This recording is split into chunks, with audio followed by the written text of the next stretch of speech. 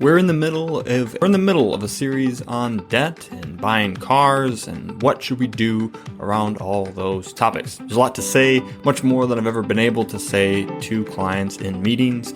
So this becomes a helpful guide for you of mine who are clients listening to this podcast, and of course the general audience who is listening as well. I'm not done with it. I promise we will get back to it. And as I tried to pre-record a lot of these, I was hoping to get the whole series out before tax season really came in force, and I didn't quite get it done. And you may have noticed there haven't been a lot of new episodes lately, as I'm wrapping up all of tax season and all the planning and meetings and spring reviews and all that we have going on in my financial planning practice. We are coming out with new episodes. We will be back in May with new episodes, finishing off that series and many other topics that we want to hit. Again, if you have any topics or any questions you would love to see as a topic on the podcast, you can email those to questions@retirementorship.com and we can make that an episode as well. Want to at least give you something here though, so if you are a newer listener and you didn't go back and listen to all the episodes we have published, we did do one on the news and how I'm not a big fan of it. So with everything that's going on and with all the bad news that's out there, it can be tempting to let what we hear on the news and in journalism, quote unquote, to impact how we conduct our finances, how we invest, how we move forward. So we did an episode on that in the spring, really winter of 2020, and I want to rebroadcast that one today. If you haven't heard it, and even if you did, it might be a good reminder not to let the news dictate how you plan long term. And you may not even want to let it dictate what you do in the short term. So give this a listen. If you have any questions, of course, you can always email us. You can call us. We're here to help. Wanted to give you this in the meantime. And like I said, we will be back in May with new episodes, including Should I Buy a New Car, Part 2. With that, here is Journalism Ain't Your Friend.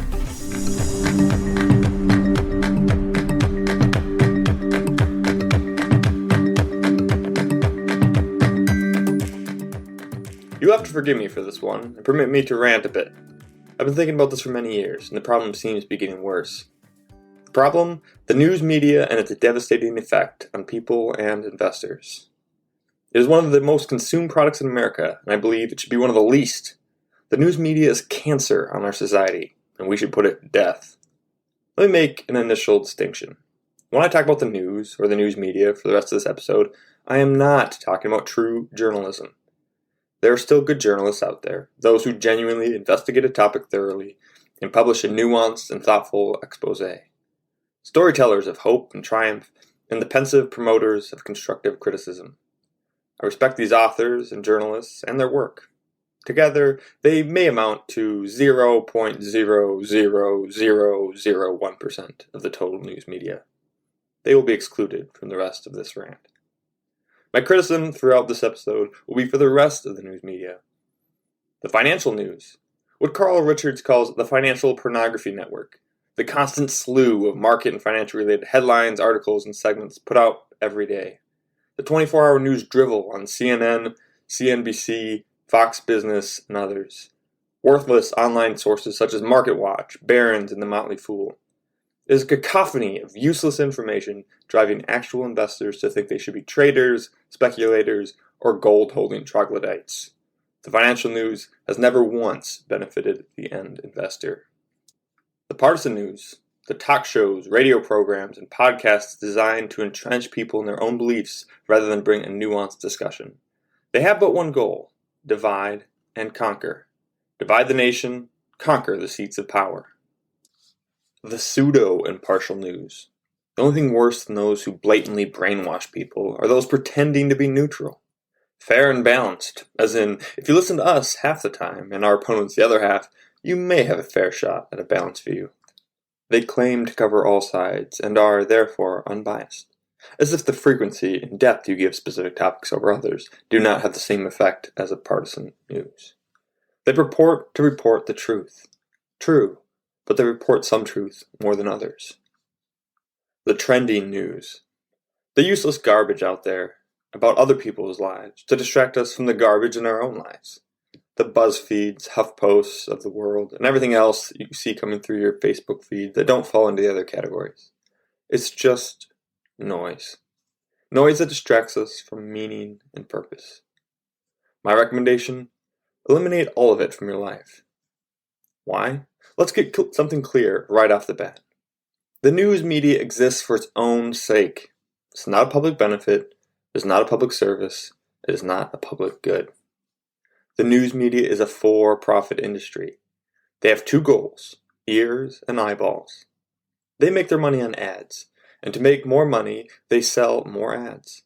They sell more ads by getting more clicks, more listens, and more views. The best way to do that is to peddle fear and outrage. The news media is in it for themselves.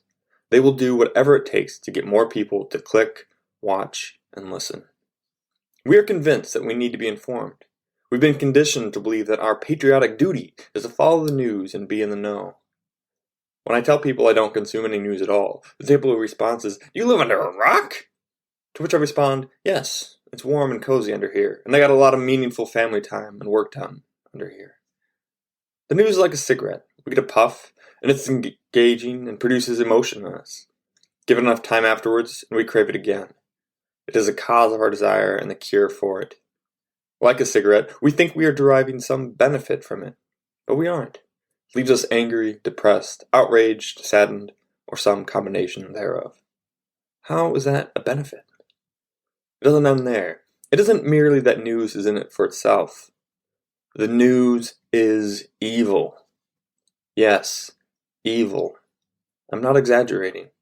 I believe the news is evil in 3 ways. 1. The news profits on fear. If it bleeds, it leads. If the news can make you afraid, they can keep you tuned in, looking for a relief from the fear they've caused, a happy ending to the crisis du jour. Cue ad revenue. I think we all know the news profits on fear. We know they want to make us afraid and keep us tuned in. Afraid of what the loony left is doing. Afraid of what the radical right is plotting. Afraid of the weather. Afraid of foreign governments. Afraid of terrorists. Afraid of illegal immigrants, white supremacists, men's rights activists, feminists, politicians, corporations, heart disease, and COVID-19. And we are worse in the US than any other country. Consider this report from the National Bureau of Economic Research from this past November. First, can you imagine of a more boring place? Hardly a propaganda machine. They report on economics and statistics.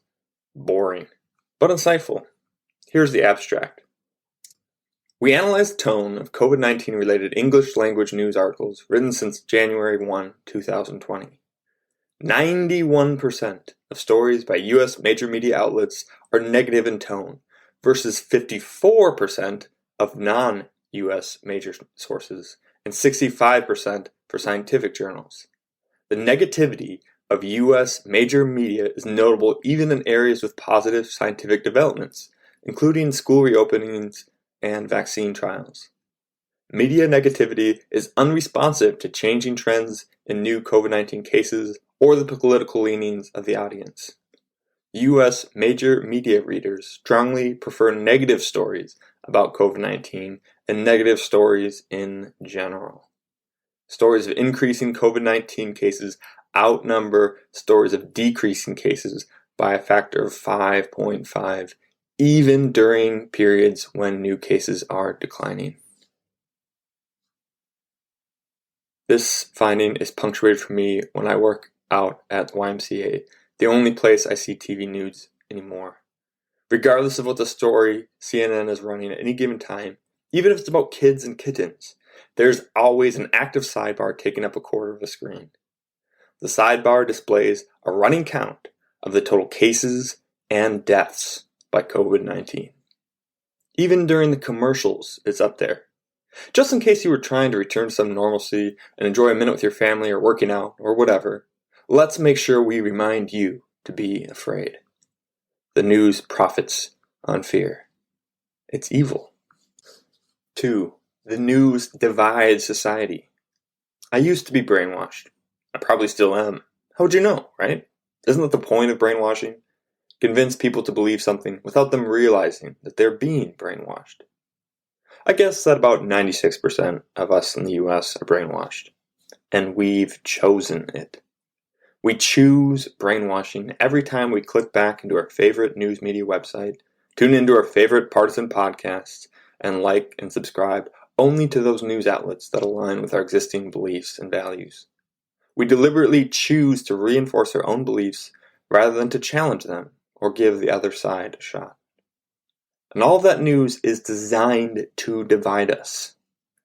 It is much easier to keep someone believing in their existing worldview than to try and change it. So they divide us. They continue to push the same narratives, the same stories, the same views on their audience to further trap them in their views. Split the country, 48% to 48%. Then they only have to focus on trying to win 3 of the last 4%. And above all, make sure that your half thinks the other half is the enemy. Make sure they hate them. How dare they want what's best for this country in a different way than what you want? Hate them. 3. The news dilutes interest. How do we make sure that real change never happens? Make sure that everyone feels like they must care about everything. When we feel like we need to know about so many topics and so many events, it dilutes our interest. The sea of colors devolves into a swamp of brown.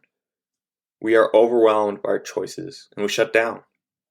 Social media certainly doesn't help with this, but the root is often the news. Shock and awe, overwhelm. Don't let them focus on any one interest for too long, or they may pursue that, and we will lose them as an audience. So distract. Give them something new to fear or be outraged. Switch again. This way, they will keep coming back for more. The news is in it for themselves, not to inspire change and improve lives. It's not their job or their mission. Their job is to attract ears and eyeballs. The news is evil, making us afraid of things beyond our control, encouraging, promoting hatred and division among neighbors, coworkers, and community members, overwhelming us into doing nothing but come back for more. The news is a cancer in our society. It must be destroyed. You may be thinking, yes, but what about all the positives? It has its negatives, sure, but the freedom of the press is the First Amendment. A free press is the backbone of our country. Let's look at the positives of the news. They are false. The news has false positives. We think we need the news because of the positive benefits, but they do not outweigh the negatives. They are false positives. We cover 3 objections to my declaration that we should avoid the news. We learn a lot from the news. People often assert important information is gleaned from the news and helps us make decisions. They may even pull a line like, "Those who don't learn from history are destined to repeat it. We need to know what's happening so we can avoid mistakes in the future." I submit to you the following rebuttal. We learn from events, not breaking news. I agree that there are future-forming events in this world in our present time, events that shape our geopolitical, environmental, social, racial, and economic outlook. And I do think it's important to be aware of these events and contemplate their implications. But this is a far cry from tuning into them as they unfold. Far too often we hear of the beginning of events as they begin and delivered in front of us, but never hear a resolution. How often is that initial impression wrong? We never get the whole picture, and thus never learn the entire lesson from the event. Most breaking news is sensationalism, designed to entertain or cause fear or outrage. We don't need to learn it as it's breaking. Instead of spending our time and energy hearing a bunch of half stories, we could instead limit ourselves to completed stories where there is a resolution in place and the lessons are learnable. I once saw a headline on a news channel that said, "Breaking news, Senate continues to debate resolution." I don't remember what the resolution was intended to do, but the fact that they were continuing means that they had already begun, and the fact that they were still debating means they hadn't reached an end. Something that is neither starting nor concluding is, by definition, not breaking news. The only breaking news you should hear, as it is breaking, is, "A hurricane is imminent, evacuate!" Watching the news as it breaks and claiming you are doing it to learn important life lessons is like drinking from a fire hose and claiming it is because you are thirsty. There are other ways to quench that desire that are less wasteful and damaging. We need to be informed so that we can create social change. People bring up this role of current events and social change. How can we make society better if we don't know what's going on? How can we make it less racist if we don't see the racism that goes on all the time? How can we make it more just if we don't see the injustice? How can we create more opportunities for people if we don't see who is taking advantage of them? We need the news, the thought goes. We need to see what's happening in the world around us so we can change it. We need to be good citizens of our community, nation, and the world. And to do that, we need to know. Abandoning the news is sticking your head in the sand and pretending that problems don't exist. It takes a lot of privilege to do that. A lot of principles from the first objection apply here. We don't need to hear about every stage of an event to create social change due to the event. But I admit we must act on some events as they unfold to create change. Wait and we lose the opportunity. But that doesn't mean you need to hear about all the other nonsense out there to tune into the few current events that have potential for change. If it is important, and you are going to do something about it, you can take the initiative to regularly check in on the progress of specific events as they unfold. But that leads to the deeper issue. You won't. You won't take the initiative to track a story manually. Unless updates are fed to you by algorithms or acquaintances on social media, you will forget about it and move on. It's not because you are heartless and cruel. You just get distracted by the next news cycle. Information overload overwhelms people into complaining about everything and acting on nothing. We are told to care about everything. Care about whales and racism and the minimum wage and police brutality and sex trafficking and transgender athletics and homelessness and global warming and #MeToo and the opioid crisis and vaccines and the looming student loan crisis and cancel culture and healthcare and immigrant children and inmates on death row and foster care system and on and on and on and on. We haven't even gotten to your personal problems yet. We are tossed to and fro like a sailboat in a maelstrom. There's so many things to care about that we end up not genuinely caring about any of it. We give it lip service, perhaps with our fingers on a keyboard. We repost, comment, tweet, and vent about the problem and injustices. And in the end, we do nothing. Think back. What was the last problem that you were reminded about from something in the news that got you worked up? Something that made you complain, either to someone in person or inspired to post, repost, or comment on social media. I'm sure whatever it was a worthy cause. Now let me ask you this. How much money did you donate to help solve the problem? How many hours did you volunteer to make an impact? 0. We say something about everything and do nothing about anything. The news does not help us make change in the world. It merely helps us complain about the world. We need to hold politicians and corporations accountable. How else would we know about all the corporate greed and corrupt politicians without the news to tell us? How could we hold them accountable without valiant journalism to shine a light on their dark deeds? We have representatives for that. Delegate it and focus on something you can change. You don't need to hear about everything that goes on in the world. We live in a republic. We elect people to represent us and pay attention to those things for us. You don't need to follow politics. You can't do anything about it anyways, other than vote. And you don't have to watch every move they make for 730 days before you vote for or against them in the next election. You're probably going to vote for whatever party candidate you belong to anyway. Why pay attention to politics at all if you are simply going to scan the ballot for the R or the D and mark those circles? B, most people don't remember what actions politicians took over the last 2 years. They decide based on what politicians said over the last 2 months. But what if we stopped doing that?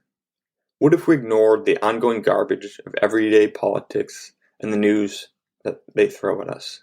What if we evaluated a politician's actual actions over the last 2 years when we decided to vote, instead of basing it off the platitudes and propaganda they spew in their campaign speeches in the 2 months before an election? Perhaps if we gave it more critical thought, instead of subjecting ourselves to media brainwashing, we wouldn't be in the political climate we find ourselves. We do not need the news. There is nothing to be gained from being fed stories about problems from all over the world that will elicit negative emotions and that you will do nothing to solve. You may be asking yourself, why is he talking about the news? Isn't this a financial podcast? Other than mentioning something about money porn, this hasn't been financial at all. Please don't tell me this is going to turn into a political pod. First of all, it's called the Financial Pornography Network, aptly named. And second, because all news, not just financial news, has a devastating impact on people's finances. And ignoring the news has profound benefits to your finances. Do you know who didn't get caught up in the dot-com mania of the late 90s and early 2000s? Those who didn't watch the news. You know who didn't panic out of the market in 2008 and 2020? Those who didn't obsess over news that their values had plummeted. Do you know who sleep better at night and find meaningful outlets for their time and money? Those who don't watch the news and take that time to do something worthwhile. So here's the challenge. No more news. I challenge you, starting today, to avoid all news for the next 30 days. If you have any news apps or bookmarks, delete them. You can always get them back. If you have any news emails, unsubscribe from them. You can always resubscribe. If you get all your news from social media, preferably delete those. Or at least set a screen time limit on them so that you have no more than 10 minutes a day. If you have limited time, you won't waste it on news stories. You'll skip to what matters. No more news feeds for 30 days. Some of you who try this will have a lot of time on your hands. Here are some suggestions for what to do with it. Have a conversation with your spouse. Talk to your kids or parents, or both. Connect with friends, new and old. Laugh. Read books. Volunteer with an organization that is attacking the problem that most pulls at your heart. Donate some money to a cause where you can see the impact. If you have to, spend that time you would have spent on the news working to earn a bit more money. Then donate that. Rest your body and your mind. For me, I read books. Well, listen to them mostly. The average time spent writing a news article is 2 hours. The average time spent writing a book is 2 years. They tend to be of higher quality. Even if you did just that, read books instead of the news. Listen to books instead of the radio or political podcasts. Your mind will be blown away by how easy it is to get through books when you no longer consume any news. I average a book a week, nonfiction. I don't have more time than anyone else. I simply don't waste any of it on frivolous news. If you're intrigued by the idea of reading books instead of news, I want to help. I've read a lot of books and some are much better than others. I'll be releasing a mini-pod called Retire Read. The episodes will show up in this feed as bonus episodes. They will short 3 to 5 minute episodes that focus on different books and some of the key takeaways for me. It'll be an easy way for you to decide if the book sounds interesting to you and if you want to invest your time reading instead of meaningless drivel on your Facebook feed. Stay tuned for those. Here's the good thing about the No More News Challenge. After 30 days, you can always go back. You can jump right back into Fox News or CNN or BuzzFeed or whatever Facebook is dishing up for you. By all means, dig in. And then see if you don't realize how much happier you were without it. Maybe not in the first week when the pull of the outrage machine beckons you like nicotine in a cigarette. But as you consume another bite of the news that enrages you, and you realize you aren't going to do anything about it, and to help neither you nor anyone else, you will likely also remember the last 2 weeks and the peace you had. My guess is you'll abandon it altogether. For good. That's what I did. I quit the news and social media at the start of 2015. I'm the happiest person I know. But how can you be a financial advisor without keeping up what's happening in the financial markets and the global economy? It's a different topic for a different day. I do not need to watch the news to give good advice and make good plans. If something comes up that affects my clients, and it rarely does, I'll hear about it and research it specifically. I don't need to stay tuned in to the incessant news feed 365 days a year to catch the one thing that matters. And neither do you. No more news for 30 days. Try it. I dare you. Your psyche and your lifetime investment returns will thank you. If you have a friend that is constantly talking about the latest news or political events instead of doing something useful with their time and emotional energy, I invite you to share this episode with them. Perhaps they will consider joining you on your No More News challenge. If you enjoyed that, you would love being part of our free membership community. It's called Retire Membership, and it has a host of benefits all for free. For example, you can always buy my book, 3D Retirement Income, on Amazon. But if you join us at Retire Membership, we will send you either a hard copy or paperback for free, provide the ebook and the audiobook so that you can listen to it if you don't have time to read it. In addition to that, we'll also provide you with a bunch of content that you can't get anywhere else.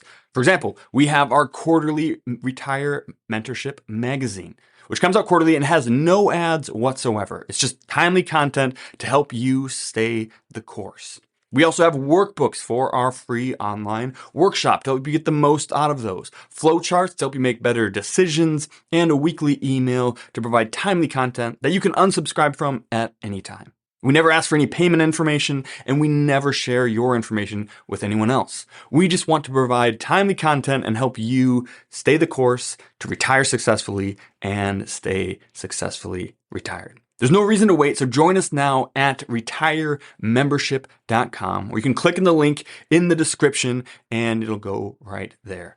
We can't wait to see you in the community. Cheers. This podcast is educational only and is not investment, tax, or legal advice.